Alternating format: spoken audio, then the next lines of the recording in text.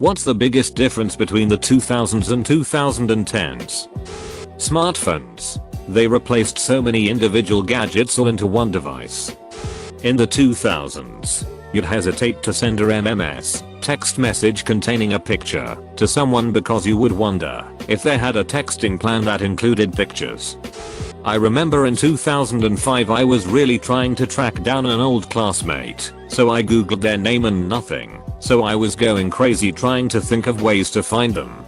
Like hanging out in the suburb they used to live in on the off chance they might visit it. Now you just look them up on social media and be instantly in touch with them. I'd see a whole lot of dudes with frosted tips these days. The memes. The depth and use of social media. It has united and divided people like never before. Social media became so intertwined with reality. The 2000s felt like an innocent version of what we have now, especially with the beginning of social media. Facebook didn't seem like some insidious thing, like it does now. The way we watch TV. Nobody streamed in the 2000s. Now it's how the majority watches TV. The likelihood of posting your actual name online. Back in the early 2000s, you were told to never give your name online. But now, on social media, going by username as opposed to your real name is seen as unusual, with some services even going so far as to have an actual sign that you are who you claim to be.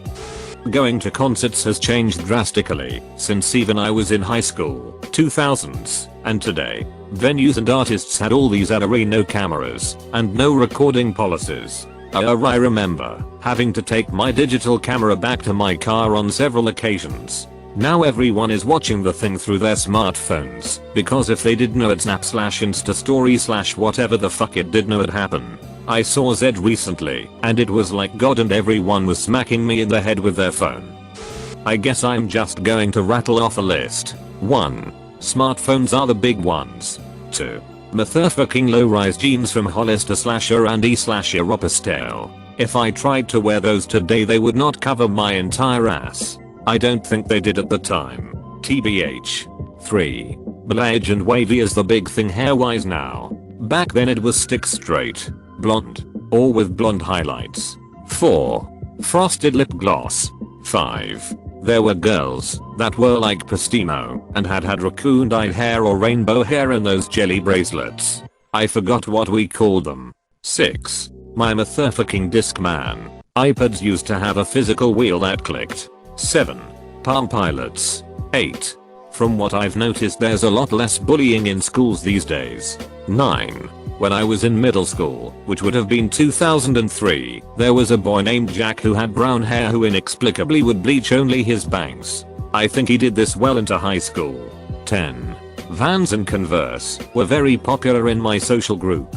I don't think I've worn either since college. 11. Green Day's American Idiot was universally loved and I will never not hate it. 2000s. Dude does something a little awkward or not like everyone else. That's so gay, man. 2010s. Crickets. The increasing invasion of privacy. Optimism. A lot of people point to 9/11 as being the end of the good times in much of the Western world. But in reality it was the 2008 financial collapse. The response to 9/11 was rebellious, bordering on triumphant. We were gonna pull together and not stand for this outrage. Because we're America, damn it! Exclamation mark. Things were much the same in the aftermath of Katrina in 2005. At that point the worst natural disaster in North American history. It was an attitude reflected in everything from the pop culture to the economy. Bad things happen. But we'll come together, be alright. Compare that to the years following the housing bubble. Fear, desperation, uncertainty. People en masse started losing their homes, then their cars, then their jobs. Then the widespread corruption that led to it started coming to light. It was an immensely disillusioning time for everyone, and it really colored the entire decade that followed. Even today, 11 years on, people are still very cynical, pessimistic, and angry at anything that even whiffs of the establishment that screwed them over. Politics became a much more extreme sport. During Bush and early Obama you could basically still talk to people from the other end of the spectrum.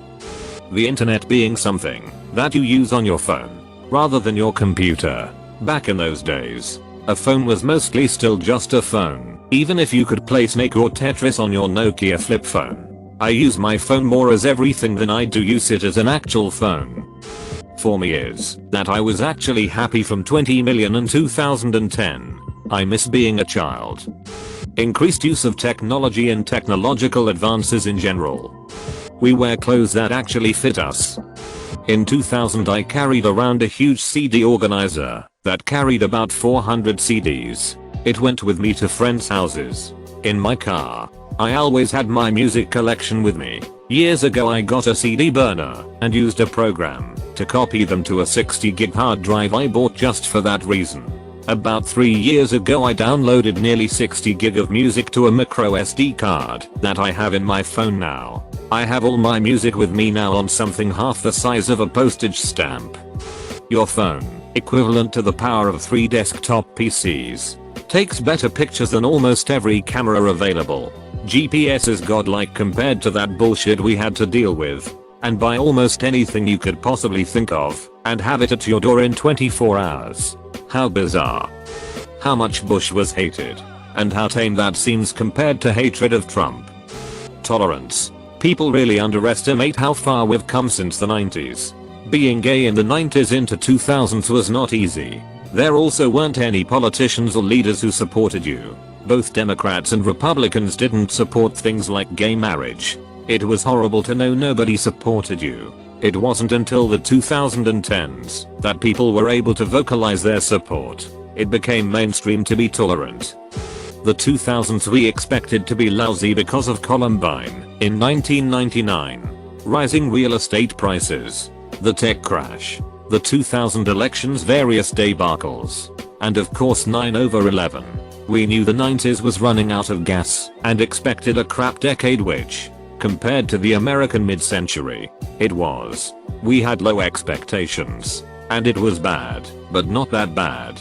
It was still a fun time to be alive. Overall, the 2010s, we started on such a hopeful note, and yet it ended in, well, I don't know what the fuck this is. The 2008 recession was numerically mild. The 11 years of never recovery has ruined millions of people's lives.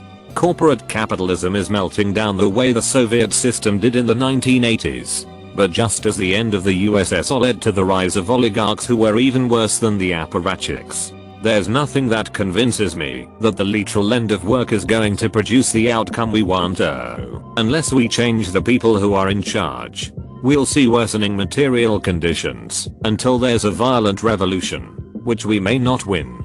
The 2000s was a bad decade by the standards of a country coming off 6 straight good ones by any standard other than comparison to 1999 America. It was, at worst, a low city if average decade.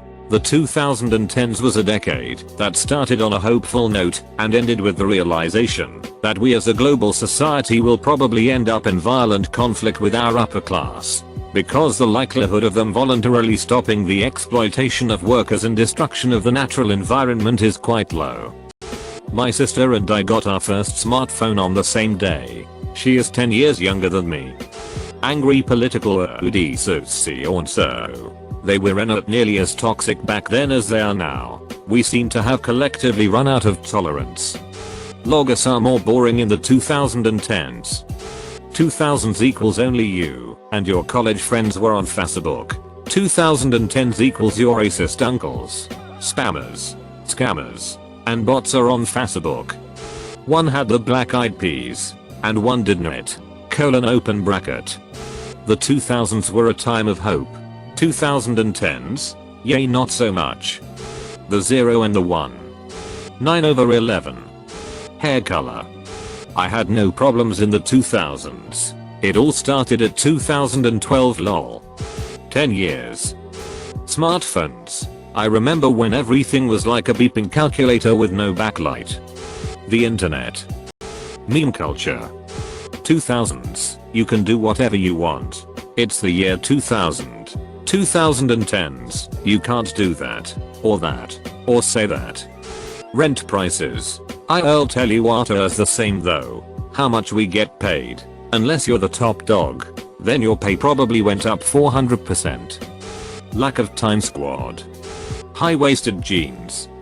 The answer is everyone seeing mobile access to data come to life before our eyes with limitless possibilities and learning how to use it, versus everyone having access to mobile data and instead of using it for good, sharing fake news memes without checking for validity.